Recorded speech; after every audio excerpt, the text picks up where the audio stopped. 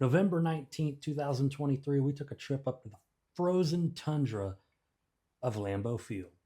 The Chargers went toe to toe with the Packers, and even though they dropped the ball, losing the game 20 to 23, Justin Herbert had legitimately one of the best games of his career, albeit in a losing effort.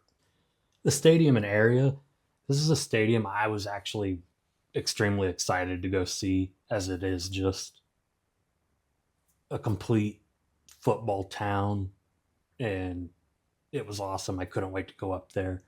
It is like the definition of football, and I couldn't wait. Now, I don't believe Abby was excited as I was, considering the game was in the middle of November in the upper Midwest. So it was really cold, but a few hot chocolates and maybe a couple cheese curd baskets later, and she was good to go, ready to enjoy the game. We ended up giving the stadium a score of a 7.9 just because of the history, the fans, the area. And I don't think the stadium's that bad. It is old, but the area owns it, and they really just claim that to be their team, and it makes the experience so much better. The atmosphere was awesome. It's really just something that we can't wait to go back to, even if we aren't finished with our chase. When they play the Packers again, I want to go back. Now, I know a lot of people think that this is just another old stadium, but it really isn't. I don't believe there is a bad seat in the whole house. Like, you're going to have a view of the whole field everywhere you go. It's just like a giant bowl. Normally, when stuff's really old, like, I don't know, Wrigley Field, for example, like if you sit in the upper deck, there's always a support pillar or something in the way, and that's just not how it is at Lambeau. I truly don't believe there's a bad seat unless you get like trapped behind like the goalpost or the player's bench, etc., something like that, or a camera lift or whatever those are called gets put right in front of you. The one knock I will give the stadium is the bleacher seats. It's nothing special, nothing really bad, but I kind of get where people complain a little bit because it's kind of just like a high school like seating arrangement, just metal bleachers. So in the cold they're really cold, in the hot they're really hot. Um, if and they're not very comfortable. But if that's something that's going to bother you, there are like I believe it's in the shop and like the info booth. There are like padded seats that you can buy or rent for the game and use it if that's something that would really bother you. It's kind of like the one small thing we can nitpick about the stadium because the rest of the stadium was awesome. Like just seeing the whole field and everything. But yeah, if that's something that will bother you, I would make plans to either rent or buy one. I don't know if you can just bring one. That's something you'd probably want to look at before you go. Now, for the area around the stadium, there isn't really like much else to like really do, but Titletown is awesome, and I suggest getting there a couple hours before kickoff to really like walk to the stadium, walk around the stadium, walk through Titletown, and walk back to the stadium. Packers have some of the best, if not the best, history in football, and Titletown is awesome. Their fans make it even so much better, and I would get there a little bit earlier to do that. At least, at a minimum, check out Titletown. The fans and atmosphere is really what brought this stadium to such a high score for me. We ended up giving them a 9.7 because I don't think a fan and atmosphere experience can get much better than this was. When we took our seats, the people around us that were Packers fans were some of the nicest people we've ever met. They told us literally everybody will be nice as long as like if a player scores, since we sat in section 136 row 1, we were front row of the end zone. They said as long as if like a Chargers player scores and if they jump up, we push them back, there will never be a problem. I can't confirm nor deny if I would have done that, but that was their one rule. They did the wave the entire time. It did not matter if they were on offense or defense. The place where we parked, actually, that guy that like parked us, he said that sometimes he hates it because we're on offense. We're supposed to be quiet, and they're just doing the wave and making as much noise as possible. And it's like, yeah, I get that, but they really didn't care. They were doing it anyways, even if Jordan Love was saying, "Hey, quiet down, quiet down." They were still going all the way around the stadium. When we walked through Titletown, we got stopped, and I thought like, "Oh great, we're gonna get heckled." And they were tailgating, and this guy gave us two tailgate tickets completely for free. We got to go in like an hour before the game and just eat. There was beer, whiskey, everything.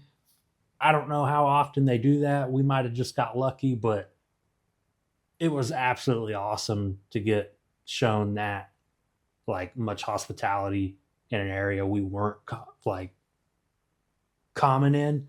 So that was really good. And I loved the whole fan experience. The people that were beside us, him there, it was just awesome. There was nothing until we lost the game. So at the very end of the game, this was the game. They had like 7 drops in this game. The Chargers wide receivers did. This is a game that Keenan Allen dropped like 2 balls, and then he's like, "Oh, the sunlight."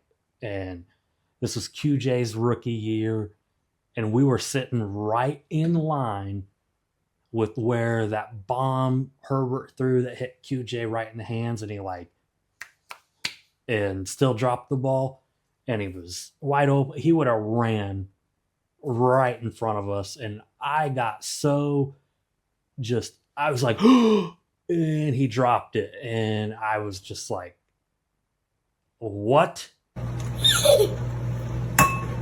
What? I'd never been so just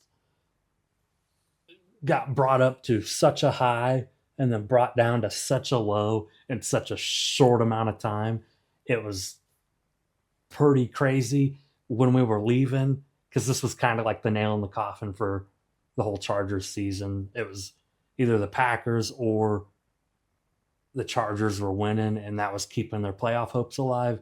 Chargers ended up losing, and when we were leaving, there was just some kid, maybe like 12, and he sees me and he goes, "Practice season for Justin Herbert, maybe next year." And that was like the only heckling we got, and it was kind of just funny coming from a kid, and I liked it. But fans and atmosphere, it was really good up there, and we can't wait to go back just because of how welcoming their fans were, how nice they were, all of that. Lambeau's got a really good spot, and we suggest you go.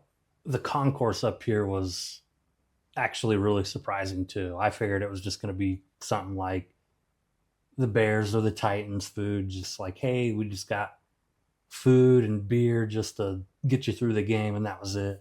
But it really wasn't like that. We ended up giving them a score of an 8.1 because they had some like things that were special to the area, like cheese curds. That's what Wisconsin is dairy cows. So that was just really nice. Abby was so excited. We ended up getting a couple baskets of those, and like all their like concourse area, like their names, they make them all special to like football slang or Green Bay slang. Like I think there was a place called like Hail Mary Pizza. I can't remember right off the top of my head.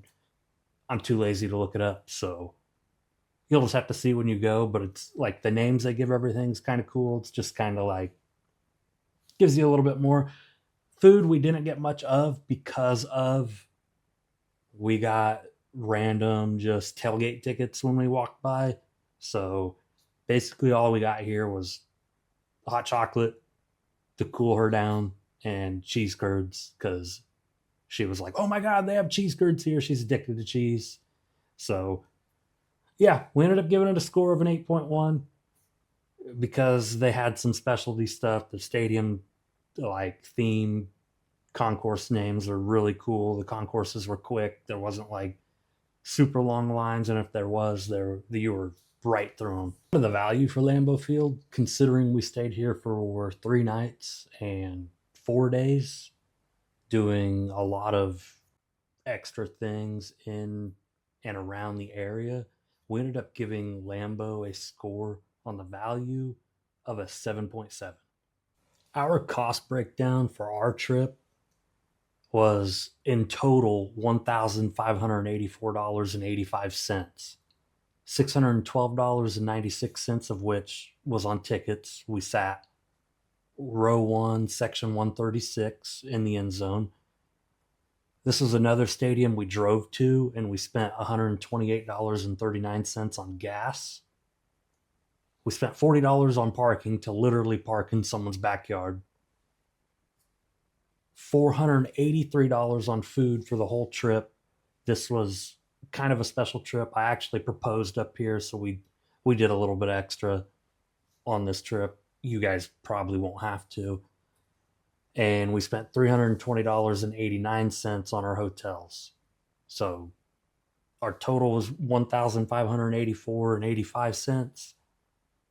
It really wasn't that bad. We only stayed like one night and 2 days up in Minnesota, and we spent practically that whole, like, the same amount. So the value's a little bit more there for Lambeau, even with us doing some extra things. We went to like the Pan and Art Center and Oshkosh, and went to like some Dave and Buster's type arcade up there. I don't remember what it was called, but we ended up doing that. And then our total for the whole score, we actually ended up giving it an 8.35, which ranks it firmly in second right now of the five we've been to.